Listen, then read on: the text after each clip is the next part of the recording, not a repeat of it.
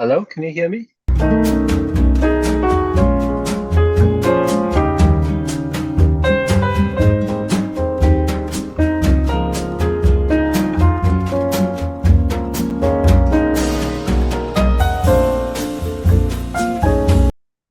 Okay. Good afternoon, ladies and gentlemen. Welcome to the International Virtual Course on the Fundamentals and Technology of Advanced Materials, Lecture Session 3. Before we begin the lecture session, let us take a moment to pray together according to our respective beliefs and religions. Let us begin.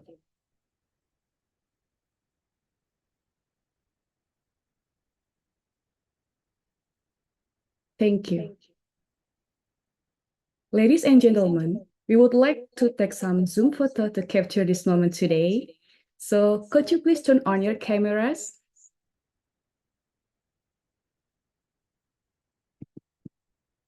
Okay. We're ready to take the photo, so let's see this beautiful smile. I will counting. 1, 2, 3. Okay, the next page. 1, 2, 3. Okay, the last page. 1, 2, and 3. Perfect. Thank you. Ladies and gentlemen, we would like dear all participants, today's lecture session we will given by Dr. Dan Daniel from King Abdullah University of Science and Technology, Saudi Arabia. The topic of today's lecture is drop downs and explode on lubricated surfaces. During the session, if you have any question, you can ask directly to the lecturer by using raise hand feature, or you can write down your question in the meeting chat, and the moderator will read the question. Let us begin the lecture session. So please, Dr. Dan Daniel, you can have your time.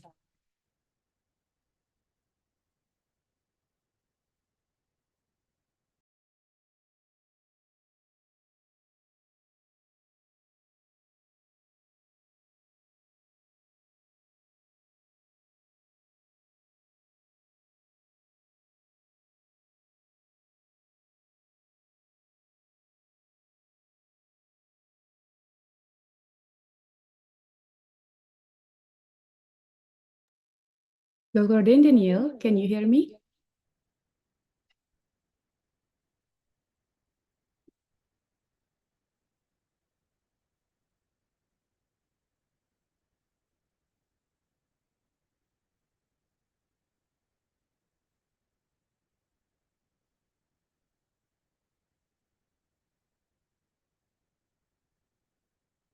Okay. We apologize for the delay because Dr. Dan Daniel is late for the meeting.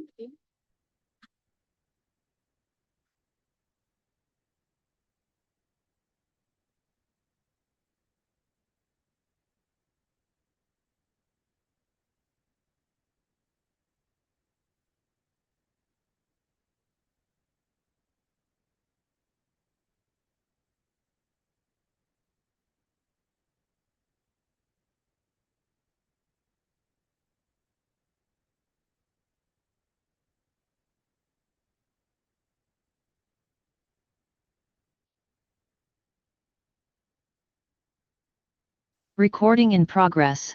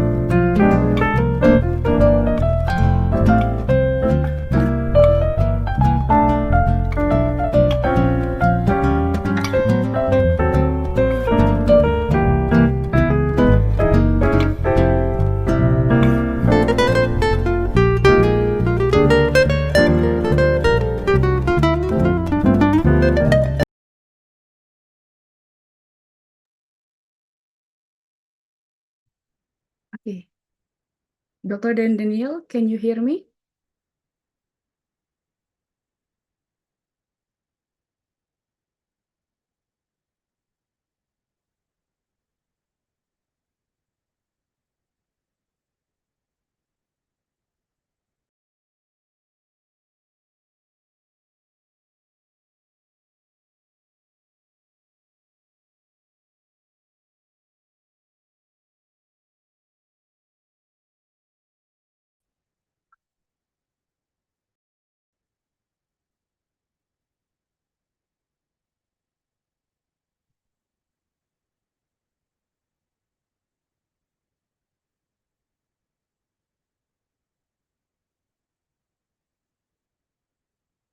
Okay. Hi, can you hear me? Yes, I can. So great. Sorry. I apologize for being so late because I did not. I think the link that you sent me, the email was lost in the spam, and I didn't know whether this is happening or not. So I went away for a different meeting. But I'm sorry about this. So can you remind me how much time do I have, and then I can also. 2 hours. Oh, Okay, don't worry, it's not gonna take any. Okay, you have to let me share, I think. okay.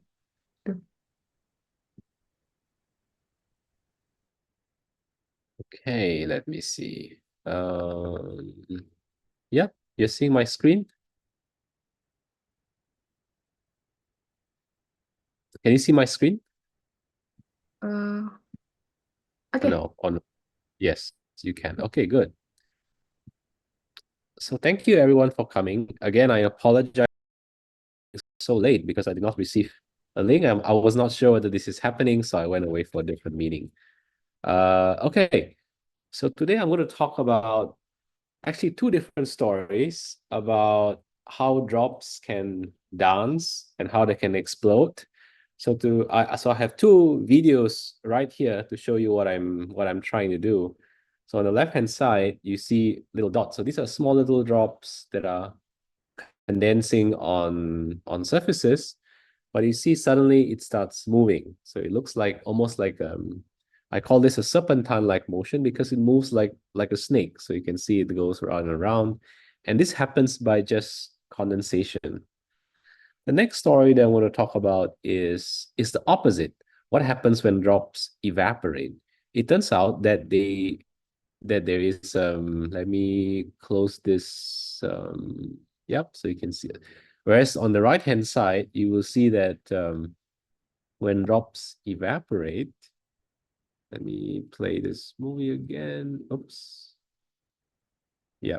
So you can see when the drops evaporate, at some point it starts to move in these oscillations. And it turns out that each of these oscillation is related to a phenomena called Coulomb explosion and electrospray. So if I were to look at the end of these oscillating drop, you will see that it forms a jet like an electrospray, and then you form these very small micron size drops. So I want to try to explain the two phenomena that you are seeing. So I'm going to start first with the first story, which is how drops can start dancing when they condense on the surface. So this is a photograph that one of my students took of the phenomena. So you could see the drops move in this almost like snake-like fashion where it turns in different directions. And this has been published in PRL in 2024, and also going to be published in a follow-up paper in PRF very soon. And I just want to point out this is the work of two very good students. One is a Singapore student that I have. The second actually was done by the second author of this paper is actually an Indonesian student from UGM. So her name is Fauzia. So feel free to take a look at these two papers. I think there are links later on. So I want to talk about this topic, and this topic is very old. So this is actually a topic that would be started by Lord Rayleigh, the same Lord Rayleigh that discovered scattering, that discovered argon and so on. And he wrote a paper with a title called Breadth Figures. And he wrote basically about what breadth figures are. Essentially, these are condensation on surfaces. So his first line, for example, he wrote, the manner in which aqueous vapor condenses upon ordinarily clean glass or metal is familiar to all. And he's really talking about what you see every day. So if I have condensation, you will see there are these patterns that naturally appear on surfaces, and these are called breadth figures. And on solid surfaces, these are not so interesting. So let's take a look at breadth figures on a solid. So this is a zoom in image of what you're seeing with your eye every day. And essentially, nothing really happens unless two drops touches and then they would coalesce. There's no long range attractions, and you see that the droplet size are quite uniform. So this is what happens on a solid surfaces. So in my experiment, instead of working on a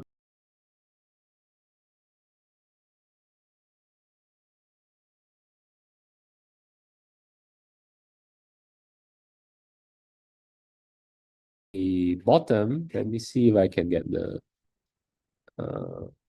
do I have a laser pointer? Yes. So you can see that this is a solid surface, but I've added a very thin layer of oil. So the green color is oil. And when that happens, now droplets can experience attraction, long range attractions, because of the formation of a meniscus on the drop. So if I were to play this movie, you can see that there's an attractive force between drops. So and this happens before they touch each other. So coalescence is induced by capillary attractions. And this is the same phenomena that you see in a bowl of cereal. So this is known in the Cheers effect. So the Cheers effect, the Cheers is a brand of cereal you find in America.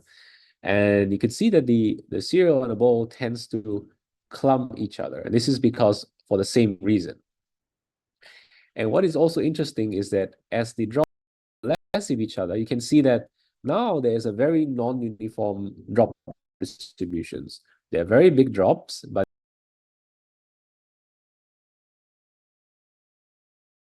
on the surface. If I were to wait for this experiment and just wait, you will see that you will form the drops now start dancing. So this is you can see the scale here is 1 millimeter. So this is a pretty large scale. And what is an interesting question is that what causes this movement, and is this a random walk or is it something else? So if I were to do this experiment, but except at a more zoom out view. So now here the scale is 1.5 millimeters. So the field of view is maybe 2 centimeters. I'm going to repeat the experiment. So in the beginning, so the dots that you see are droplets. So most of the droplets here are small, so you don't see it very clearly, but each of these dots are droplets. So from this large zoom out view, so in the beginning, you can see the dark dots becomes darker because the drops gets bigger and bigger and bigger. There's capillary attractions, but you don't see it at this length scale. But suddenly, so I think somewhere around this point, one of the droplets becomes much larger than the rest. And you can see it forms this snake-like serpentine motion. It's also a very interesting example of self-avoiding walk. So you can see it avoids the path that it has taken. It avoids each other's paths.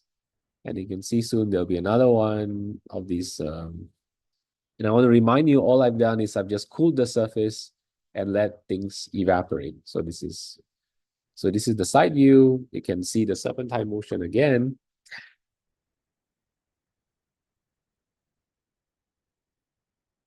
I think somewhere here there should be another serpentine motion.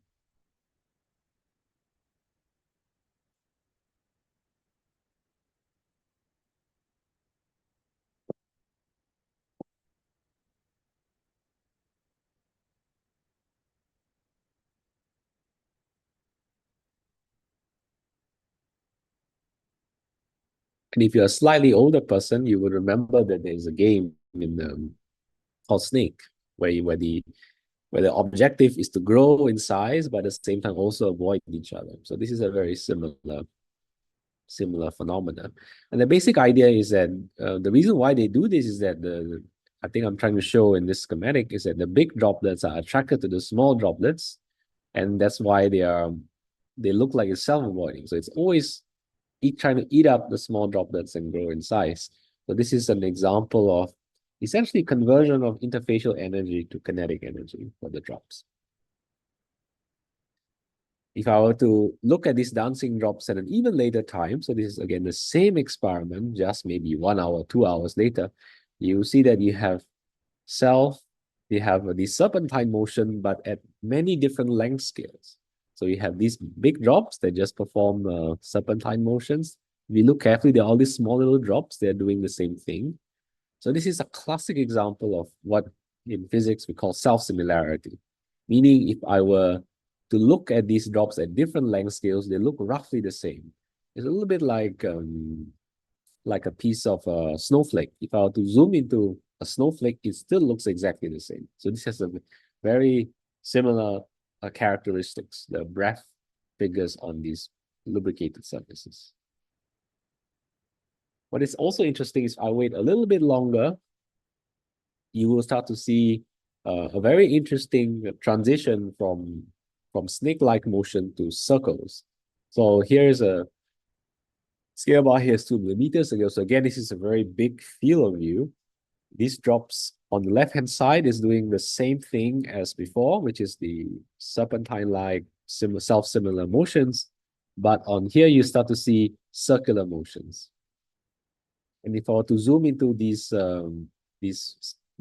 rotating drops, you will see this actually doing the same thing, which is it's trying to eat up the small droplets in front of it. And so previously I showed you how this drops condenses on a smooth surface without any macro patterns. But you can imagine I can break the symmetry of the surfaces by adding small little dots. So this is why I showed schematically. So these are dots are maybe millimeters in size. So these are the dots.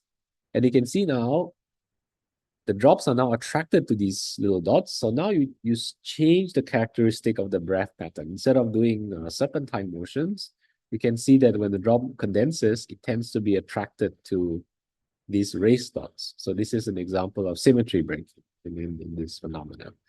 And you may be asking, what's the point to do all this? So actually, I think it's a very beautiful phenomena, but at the same time, there's a lot of applications. For example, harvesting water in the air.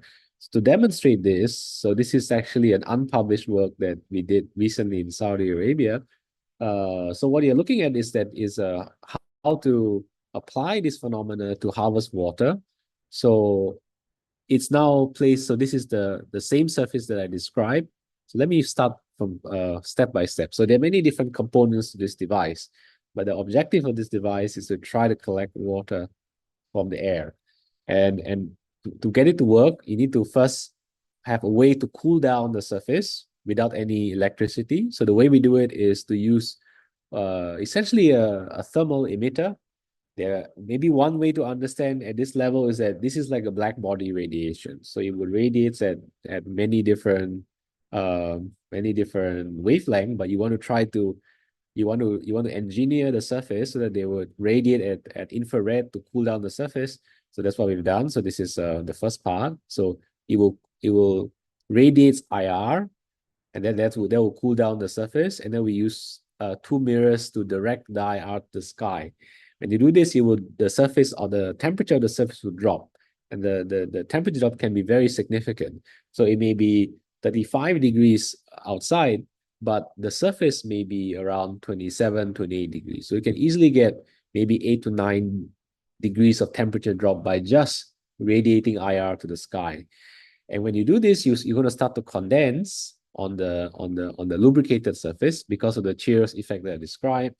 And if you just tilt the surface, like I showed you, you're going to start to collect all this water that is condensing. So this is actually an experiment that is done. You can see the date. This is April 22nd. So this is in the university. So this is put outside. You can actually see the building of the campus outside. And you can already start to see at midnight, the water starts to condense on the surface. I'm going to play this. This is a movie that lasts the entire night. So you could see water condenses, and you can clearly see droplets that are being collected. And this occurs throughout the entire night. So now it's 1 a.m. We could see the time.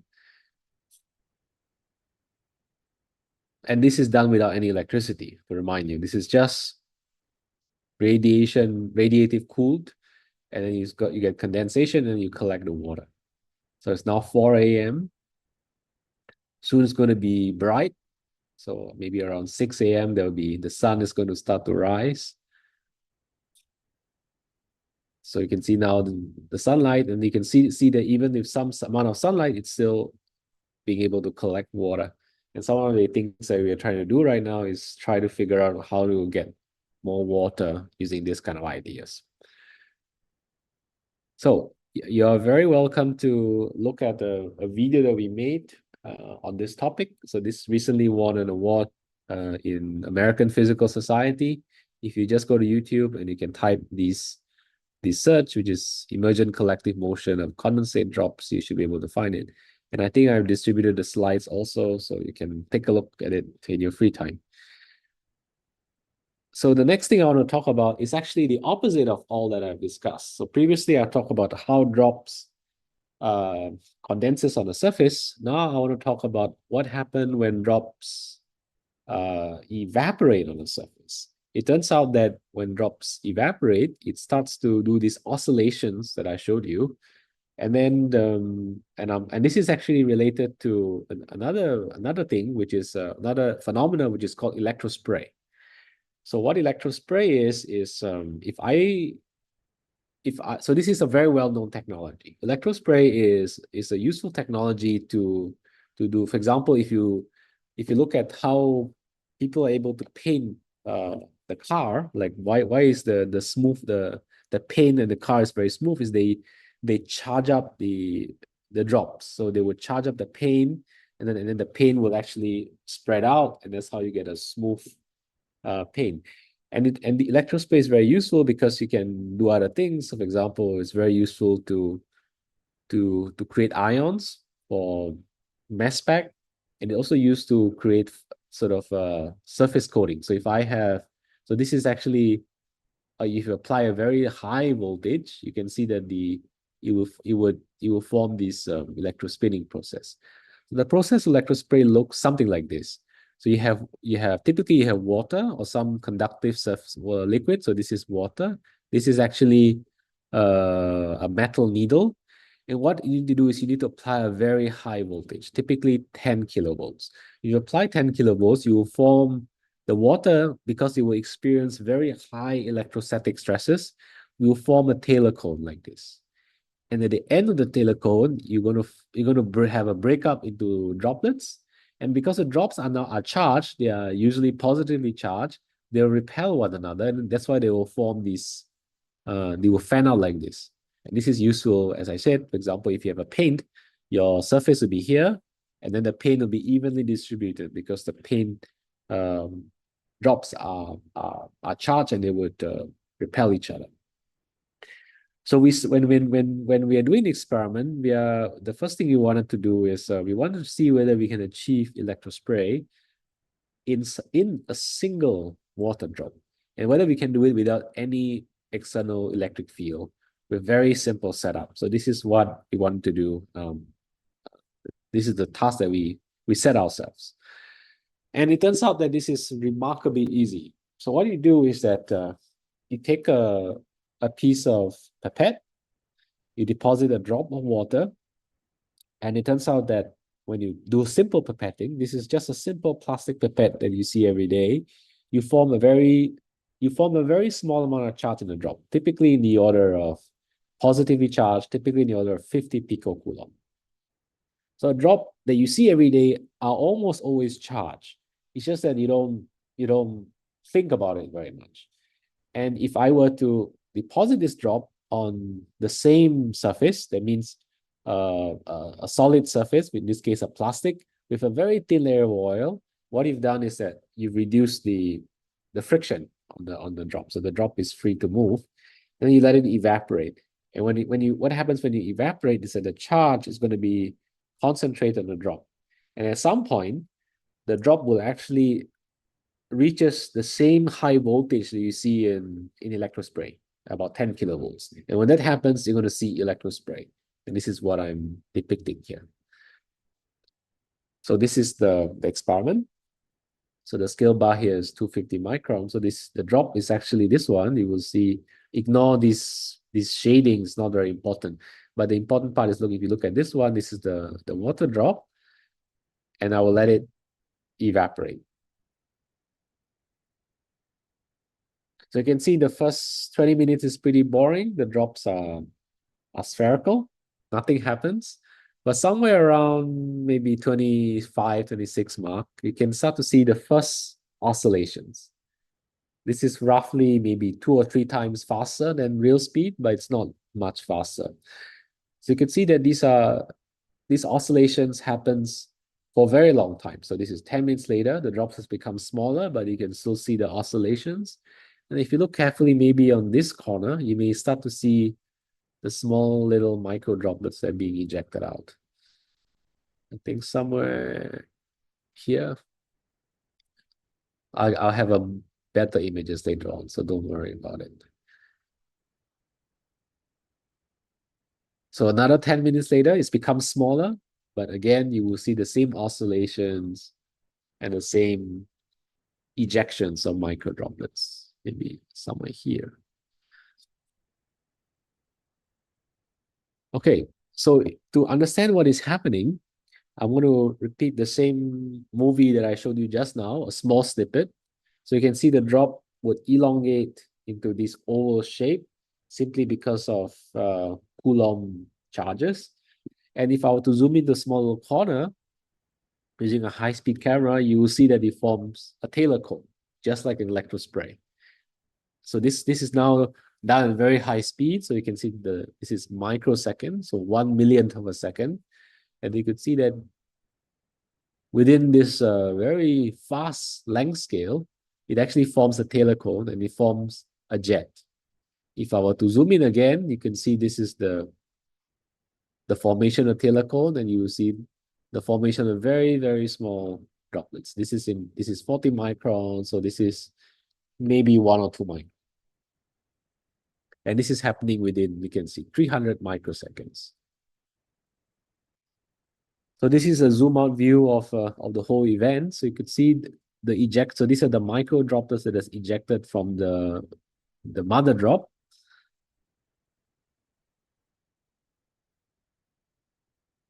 So you could see the ejections, and the ejection droplets can move at a very long distance away from the mother drop.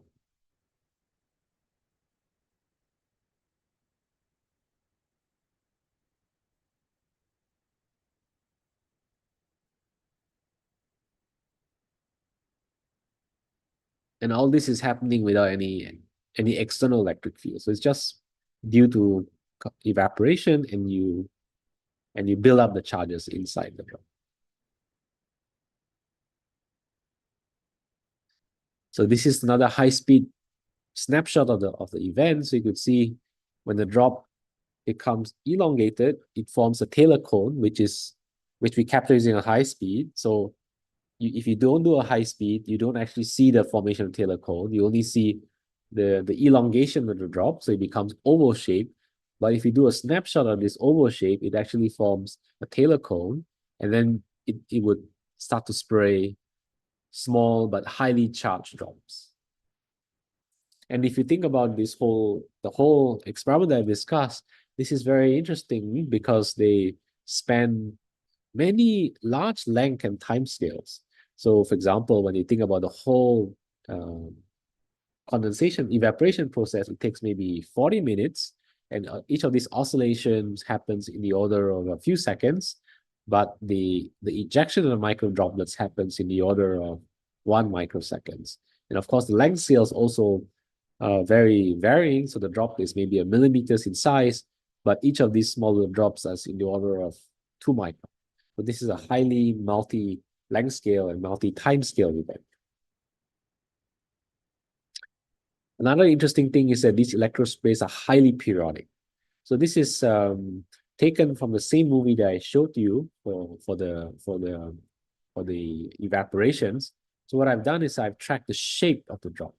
So if I take let's say when the drop elongates, you can define the major axes, which is this one, and the minor axes, so RA and RB, and I plotted RA and RB as a function of time. So in the first 20 minutes, so from here to here is about 20 minutes, the drops are circular all the time. Somewhere around here, this is when the oscillation started. So you can see the RA starts to go up, the RB starts to go down. This simply means it's becoming elongated. And then it would do an electrospray. Once you've done electrospray, what happens? The drop has lost some of the charges, so it becomes a circle. And then as a drop evaporates more, it will build up the charge until it will do another electrospray, and so on and so on. And this electrospray can repeat itself over, so this is 10 times, 20 times, 30 times, up to 60 times. And all of this is just done by evaporation. We are also able to track the charge as a function of evaporation time. So this is the charge of the drop divided by the initial charge. So Qi is the initial charge. So Q over Qi is just the ratio of the charge. So here is actually equivalent to time. Instead of plotting time, I have plotted R, which is the drop radius, divided by the drop radius at the point when the first electrospray occurs. So the way to understand it is one is when the electrospray happens, and then this is time is going in this directions. So when R over RC is more than one, the drop has not done any electrospray. So you can see that the charge is highly conserved before explosion. But once you start to oscillate, it's going to start to lose charge. And this is what you're seeing. And a simple way to analyze this problem is to compare what is the electrostatic energy versus interfacial energy. So so essentially what happened is that the charges is trying to pull apart on the droplet, whereas the interfacial energy is trying to keep the droplet circular in shape. And it can do a balance in the energy. So electrostatic force is just the charges, Q squared divided by pi E naught R. And then this is roughly the interfacial energy, which is pi RC, which is just the area divided by surface tension. So these are the two energies. And if you look at this simple analysis, you will see that Q should go as R to the power of 3 over 2. So you can see if I take the same data, I just plot Q versus R, you will see that they follow the 3 over 2 prediction that I discussed. So what is also interesting is that the electrospray directions can be controlled by just applying a small electric field. So this is the phenomenon that I showed you just now. So you can see that the direction of electrospray is random. So there's a electrospray, but the direction can be in any directions. When you apply an electric field in the X direction, you can see the drop starts to align. And the electrospray will only happen in the X directions.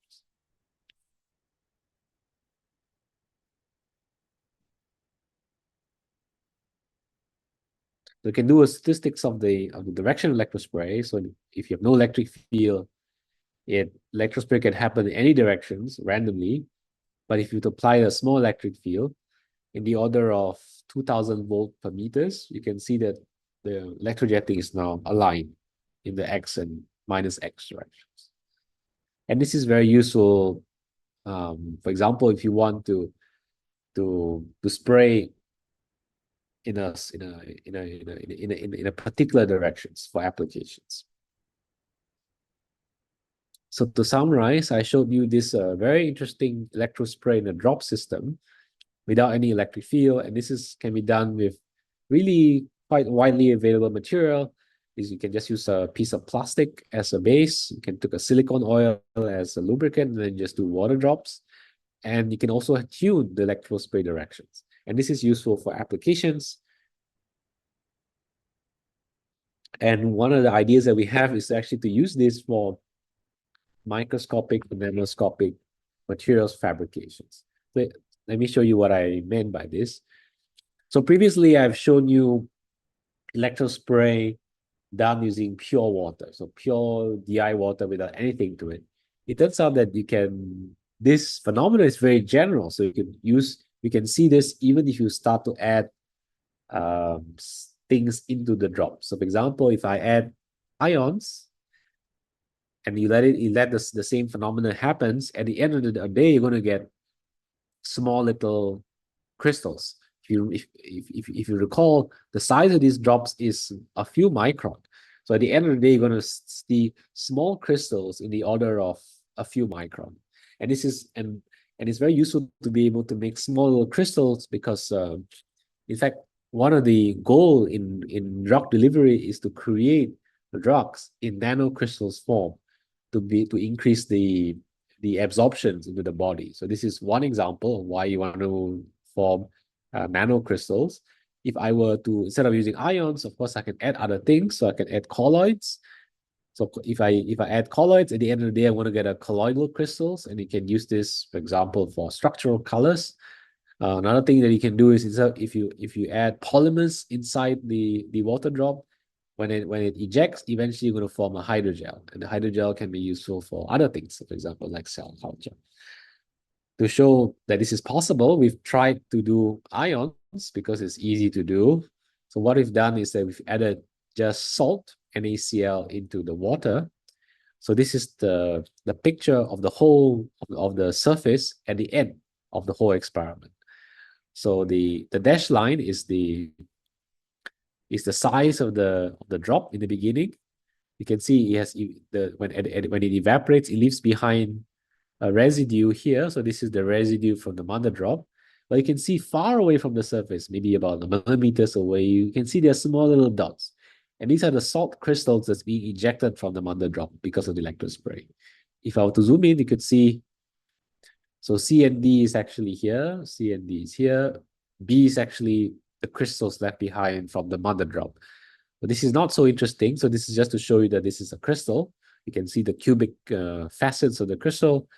And here at C and D, which is about a millimeters away from the drop, you could see that there are many, many small little nanocrystals being formed. The sizes of this crystal vary from this is maybe about 10 micron, whereas if you look at the smallest dot, these are less than a micron. So you can read a preprint is available. If you type exploding drops on lubricated surfaces, you will find it online. So to summarize, I've shown you sort of two very interesting phenomena that is easy to miss. All I've done is that this is something that I think if you were to repeat yourself, it's very easy to observe once I tell you, but it's something that is very easily missed. So if I think about these two events, they are related because one is of course a condensation and evaporating experiments, and sometimes the way I like to explain to my students, this is almost like the birth and death of drops on these oily surfaces. And to summarize, I guess one thing that we like to do in our lab is we like to do this kind of very curiosity-driven science that is beautiful, but at the same time also hopefully have many uses for applications. So with that, I think I'm going to conclude the talk, and I'm very happy to get questions. I just want to mention that I am looking for students, so maybe I'm looking for 1 or 2 students, both for PhDs, but also I'm also looking for intern students. So hopefully, if you're interested, feel free to contact me. Thank you. So I'm happy to get any questions from you.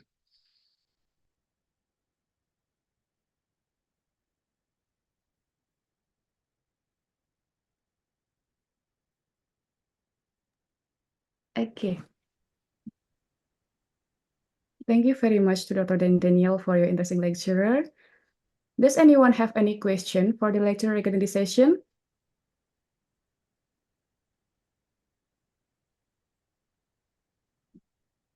Okay. There's a question from Ahmad Rinaldi from the meeting chat. Hello, my name is Ahmad Rinaldi RB. I'm a final year physics student from Institut Teknologi Bandung, and my final project focused on the contact angle of fluid in rock borders. I'm very interested in your explanation on the topic of the drops dancing and exploding on the lubricated surfaces, as it seems highly relevant to my final project. I, I am from the Laboratory of Porous Media and Fluid Dynamics.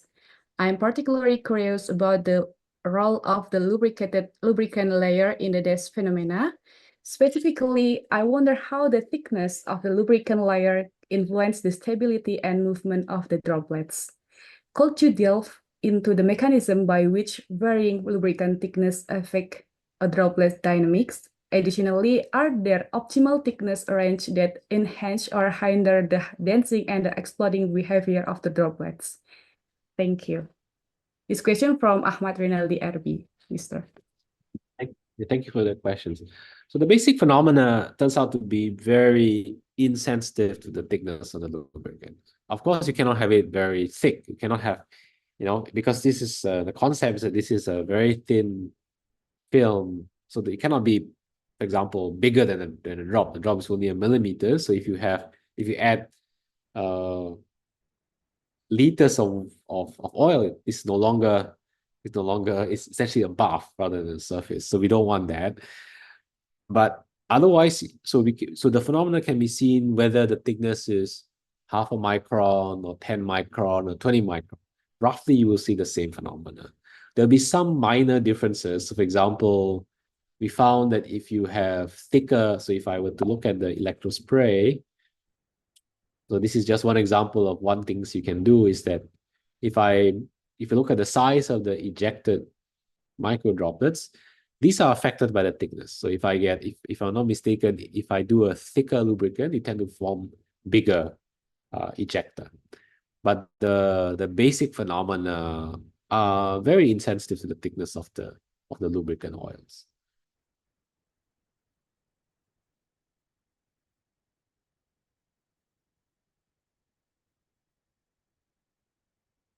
Does it answer your questions? I'm happy to elaborate if you wish, but essentially they are roughly insensitive to the thickness. You will see very similar events. Okay, Dr. Daniel. There are questions from Rahmat Dahana Saputra. I will read it. Thank you, Mr. Daniel, for the interesting presentation. My name is Rahmat Dahana, and I want to ask about the water harvesting tool. I still don't understand what is the function of the thermal emitter and mirror in the setup. What is the difference from using thermal emitter and the mirror with the just regular slab to collect the condensed water? Thank you. Okay, let me go back to that slide.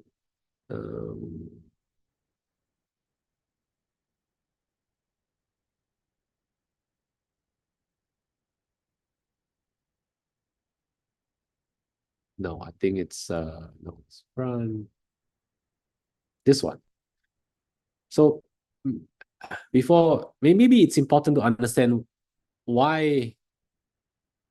How does so this is related to dew formation. Like if I wake up in the morning and look at the grass, sometimes you see drops of water condensing on the grass.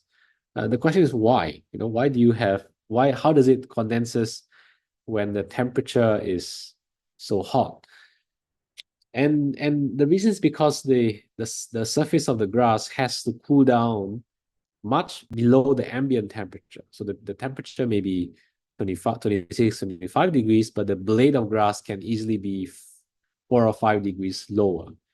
And the reason why it's lower is because of radiative cooling. So what radiative cooling is that we often forget that we are actually surrounded by space. So if you're like in Indonesia right now, it's maybe 30 degrees. In Saudi, it's 40 degrees right now. But you forget that outside, where the sky is only 2 Kelvin, it's like 2 Kelvin about 2 Kelvin. So this is minus 270 degrees, correct? Yeah, 273 degrees Celsius. So it's very, very cold in the outer sky. So essentially, you're surrounded by a cold sink. And in radiative cooling, you're making use of the cold sink. So you would, if you can radiate energy from your surface to the cold sky, which is only 2 Kelvin, you can get radiative cooling. So that is the point. So the reason why we put a mirror is you're trying to direct the infrared radiation to the sky, which is cold. If you cannot, if I don't have a mirror, this is just going to be directed to another hot object. So there will be no transfer. So what you need to do is you need to direct to something cold. And one of the coldest material is just space. So this is what you're doing. So the mirror is to direct the infrared radiation to the sky to cool down the surface. So this is the answer to that question. And the second question, I think, is about what is the difference about this thermal emitter.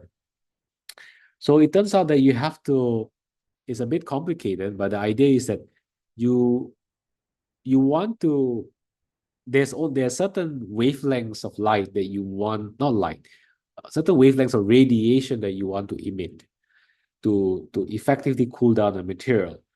And for many reasons, which is too complicated to explain, but typically you want to radiate in the order of wavelength from 2 micron to maybe 60 micron. It's the most efficient way to cool down the material. And the goal of this what they call matter material is to try to optimize the radiation in this wavelength from 2 micron to about 60 micron. And then the combination of these two will cool down the surface, and then you get condensation, and then you can collect the condensation. Okay.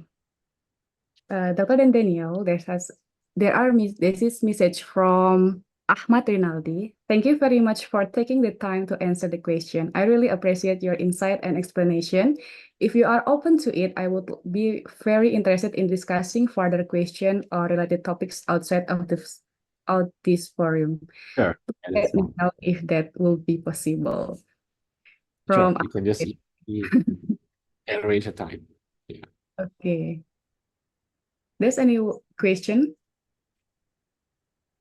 Okay, Dr. Dan Daniel, I have one question. This lecture is very interesting, and you mentioned about the conventional electrospray, which use high voltage. Because I work with electrospinning, in the process, we typically adjust the parameters such as flow rate, high voltage, distance from the tip of the collector, and others control morphology. How does this method compare? Can we control the parameters to manage the morphology of the droplets in this approach? That's a very interesting question. So this is actually really, really new. Like we haven't even published this, but I think so there's the difference between electrospray and this drop that I showed you is that one is a continuous process. So electrospray is continuous. You apply Yes. a high voltage and you just get electrospray all the time until you switch off the Yes. the voltage source. Here, the electrospray happens naturally by just evaporation. So it's a discrete event. So it's if I look at one of these electrospray, so it electrosprays only for maybe a fraction of a second, and then it will go back, and then it will do another electrospray. So you're quite right. Like, how do you control it? It's a very interesting questions. So I think the key to controlling it is actually going back to this curve here. So as I said, the key to the electrospray is evaporation, because the evaporation is what concentrates the charge so that it reaches a very high voltage, and then you get electrospray. So if I control the evaporation process, it's going to have different electrospray characteristics. So this is something that we have not studied in details. So for example, this is done at room temperature. So it takes about 40 minutes for the electrospray to occur, for the whole evaporation to occur, sorry. So it takes about 20 minutes for it to reach us the voltage that it's required, and it will do electrospray for the next 20 minutes. So this can be tuned, I think, by the environment. So if I do this experiment at a higher temperature, the whole process will happen more quickly, because it's going to evaporate more quickly. And I can imagine if I change the humidity of the air, it's going to also affect it. So that's one of the strategy that we have. We've also thought about doing electric fields.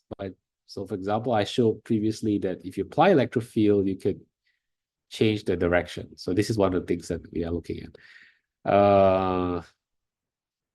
And then the interesting question will be, why do you want to do electrospray in a drop versus, let's say, electrospray using a normal method? Of course, I think there are a few advantages. The first one is I don't need to apply a high voltage. It just occurs naturally. But at the same time, the discreteness of the event is actually very useful because you need only a very small amount of material. So what I mean is that if I do a normal electrospray, I think you will know since you've done electrospray. Let me go back to this. So if you think about it, you're trying to, the electrospray only happens at the tip of these liquids. But to do this, you have to have the rest of the stuff. There's actually a lot of more liquid here, right? Whereas in electrospray, I just need like a couple of microliters and I get the same phenomena. And sometimes if you're dealing, for example, with drugs, the drug molecules are very expensive and you don't want to waste by you're going to have a lot of these liquids, but they are not being used. And also the being able to have discrete events means you have better control also, meaning if I just want to have, let's say 20 dots, like I just want to have 20 of these drops instead of having a lot of drops. This is something that is better controlled inside a single drop. Does that answer your question? Thank you very much. There is any question from Muhammad Faikar Ihsan. Thank you for your presentation, Sir. I'm Faikar. For electrospraying with droplet, can you control the target of your spray instead of where you spray? Maybe with electrified target like electrospinning, also is the solid substrate used effect the droplet spray. If the substrate hyperhydrophilic, can it hamper the droplet movement as the droplet become anchored to solid surfaces? Yes, actually, that's a very good questions. So the last point is very important that you add this oil layer. So all the oil layer does that it removes friction. So if you have a drop that you see every day, let's say you see a piece of a water drop on a piece of glass on your mug or something. The drop is also charged, but the reason why you don't see electrospray is because there's too much friction of the drop on the surface. So it's critical that there's no friction. So once there's no friction, then you can see that the electric stresses becomes dominant. Whereas normally on a normal surface, there's too much friction and you don't ever see this phenomenon. So it's important that this is done in a friction-free environment, which is what we've done here. Then the second question, if I read it again, essentially you're asking, let me see. Let me try to understand what you're saying. How do you control the target of your spray instead of where you spray? Oh, I think I understand what you're saying. So I think it's possible. We've not tried it before. So for example, if I go back to this schematic, so you're trying to say, are you able to, instead of doing electrospray in this general direction, can you collect the electrospray in a certain location? I think it's possible. So for example, if let's say you're able to charge up a certain spot, I think once the electrospray do this, it will start to move in that electrified spot. So I think it's possible, yes. Okay.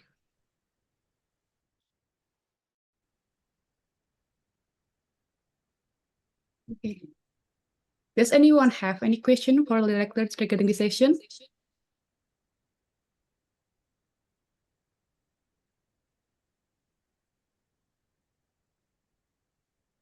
Since there are no further questions, we have reached the end of our session. Thank you all for your participants. A special thank you for Dr. Daniel for the fascinating lecturer.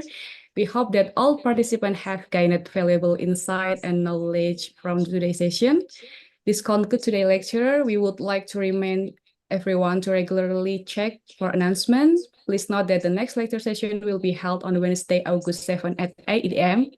Thank you once again for your participation today. We look forward to seeing you in the next session. Thank you. Thank you very much.